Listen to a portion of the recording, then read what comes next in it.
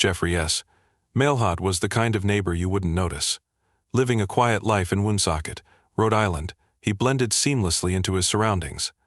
An unassuming figure in his late 30s, Mailhot lived alone in a modest apartment on Cato Street. To those who knew him casually, he was polite, reserved, and somewhat of a loner. Few would have suspected that beneath his nondescript exterior lurked a man capable of unspeakable horrors.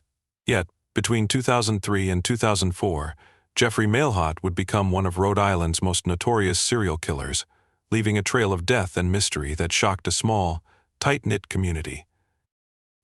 Jeffrey Mailhot was born on September 22, 1970, in Woonsocket, Rhode Island. His upbringing, by most accounts, was unremarkable. He attended local schools and grew up in a blue-collar environment. Friends from his youth described him as shy and introverted but never aggressive. Despite this quiet demeanor, there were early signs of a troubled psyche. Mailhot struggled to form lasting relationships, often retreating into solitude. As an adult, Mailhot's life followed a similarly uneventful trajectory. He worked at a local factory and frequented nearby bars, where he was often seen nursing a drink alone. Although he occasionally dated, these relationships were short-lived, marked by his inability to connect on a deeper emotional level. What drove Mailhot to murder remains a topic of debate among criminologists and psychologists. Some speculate that his isolation and suppressed anger played a role, while others point to an insidious need for control that culminated in violence. Regardless of the underlying cause, Mailhot's transformation from a quiet factory worker to a cold-blooded killer was as abrupt as it was horrifying. In July 2003, Woonsocket police received a report of a missing woman, Audrey Harris. Harris, a 33-year-old struggling with addiction, had been last seen near downtown Woonsocket.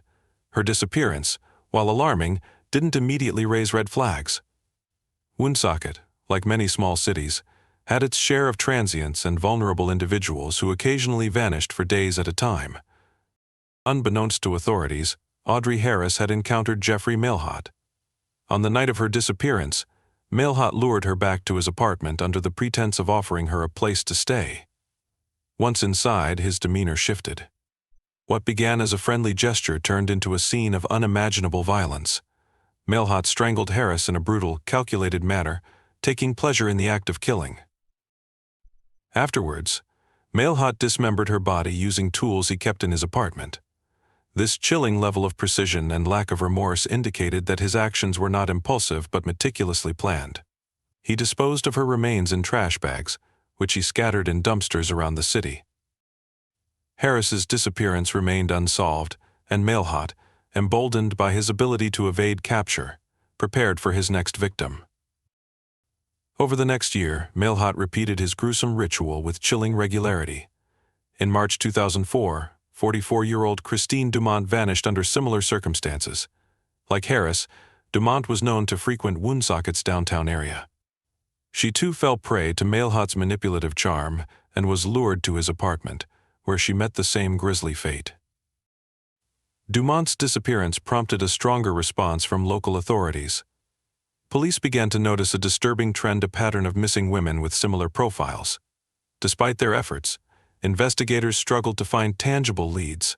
Mailhot, careful and calculating, left little evidence behind. By this time, Mailhot had refined his methods. He targeted women who were less likely to draw immediate attention when they disappeared, ensuring that his crimes would go unnoticed for as long as possible. His ability to maintain an outwardly normal life further complicated the investigation. To his co-workers and neighbors, Mailhot appeared as unremarkable as ever, a man who kept to himself and avoided trouble. The turning point came in July 2004, following the disappearance of 24-year-old Stacy Goulet. Unlike Mailhot's previous victims, Goulet had a close-knit family that quickly reported her missing. Her case brought renewed urgency to the investigation, prompting local law enforcement to seek help from the Rhode Island State Police and the FBI. Detectives began piecing together a profile of the perpetrator. Witnesses reported seeing Goulet in the company of a man fitting Mailhot's description shortly before her disappearance. Investigators also noted the geographic proximity of the disappearances, all of which centered around Woonsocket's downtown area. As pressure mounted, Mailhot's carefully constructed facade began to crack. In a rare misstep, he confided in a casual acquaintance about his crimes, boasting about his ability to elude the police. This reckless admission would prove to be his undoing. On July 17, 2004, Woonsocket police executed a search warrant at Mailhot's apartment.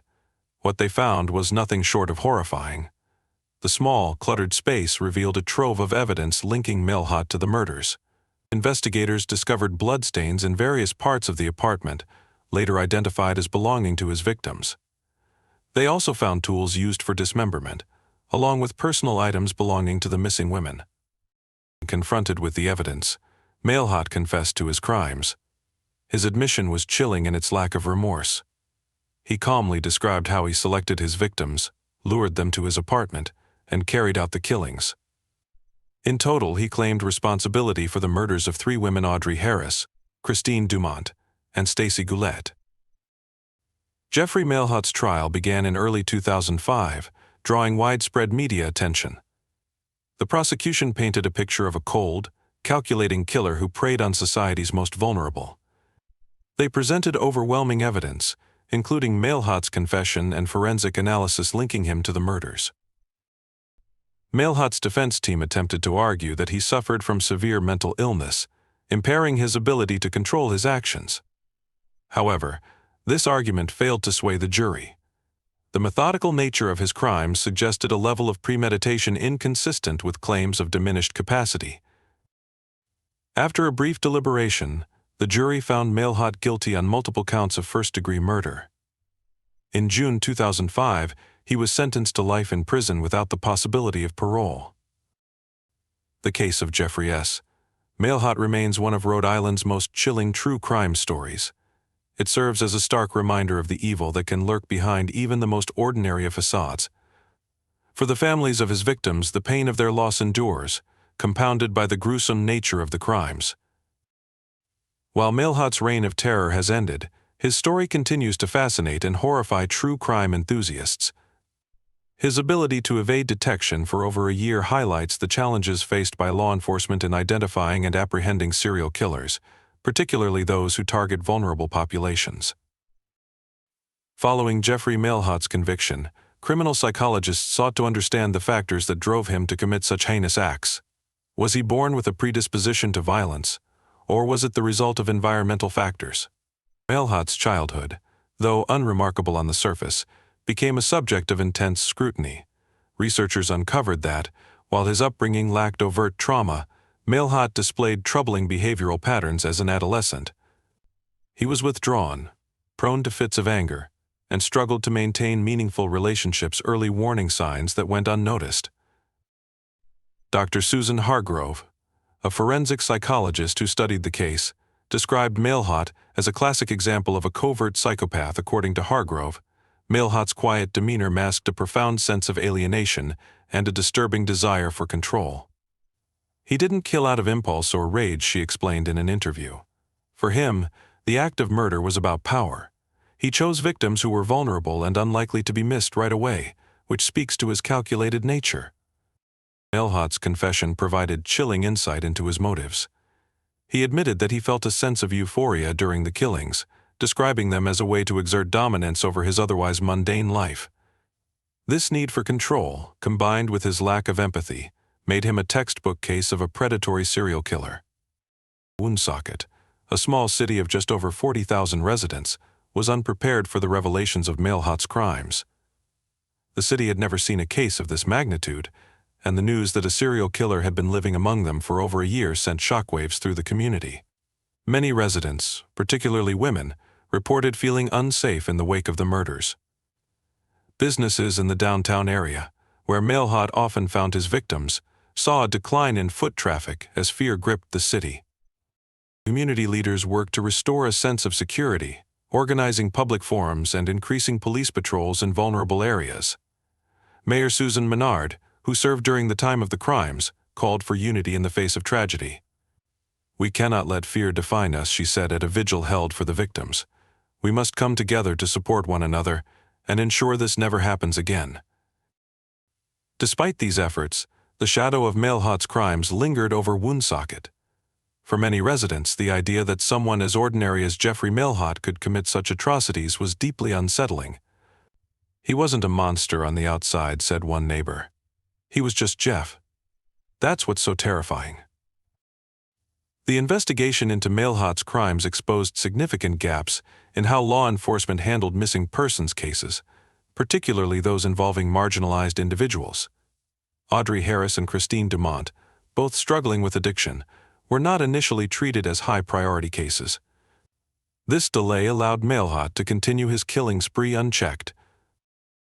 In the years following the case, the Woonsocket Police Department implemented several reforms. These included mandatory training on the identification and handling of potential serial crimes, as well as the creation of a specialized unit to investigate missing persons reports more thoroughly. Chief Stephen Couture, who led the department during Mailhot's arrest, acknowledged the shortcomings in their initial response. "We failed these women," he admitted in a press conference. "But we're committed to doing better." The case also prompted broader changes across Rhode Island. The state legislature passed a bill in 2006 requiring law enforcement agencies to prioritize cases involving vulnerable populations, regardless of their social or economic status. Dubbed Audrey's Law, the bill aimed to ensure that no victim would be overlooked because of their circumstances. Since his incarceration, Jeffrey Mailhot has lived a life of relative obscurity in the Rhode Island adult correctional institutions. In interviews with prison staff, he has remained largely unrepentant, showing little emotion when discussing his crimes. "He's not the kind of inmate who causes trouble," said one corrections officer. "But there's something chilling about how detached he is. It's like he doesn't fully comprehend the magnitude of what he's done, or he just doesn't care." Mailhot's lack of remorse has made him an object of fascination for criminologists and true crime enthusiasts alike. Over the years, he has received numerous requests for interviews and correspondence, though he rarely responds. Those who have spoken with him describe a man who is disturbingly ordinary, devoid of the charisma or flamboyance often associated with serial killers. "He's not a Hannibal Lecter or a Ted Bundy," said Dr. Hargrove. "He's just an empty shell of a person, and that's what makes him so terrifying." The story of Jeffrey S. Mailhot serves as a stark reminder of the dangers posed by those who hide their malevolence behind a mask of normalcy. His ability to operate undetected for over a year underscores the importance of vigilance, both at the community level and within law enforcement. For the families of his victims, Mailhot's conviction brought some measure of closure, but not the peace they had hoped for. "Justice was served," said Linda Harris. "But nothing can bring my sister back. Nothing can undo the pain he caused." Woonsocket, meanwhile, continues to heal.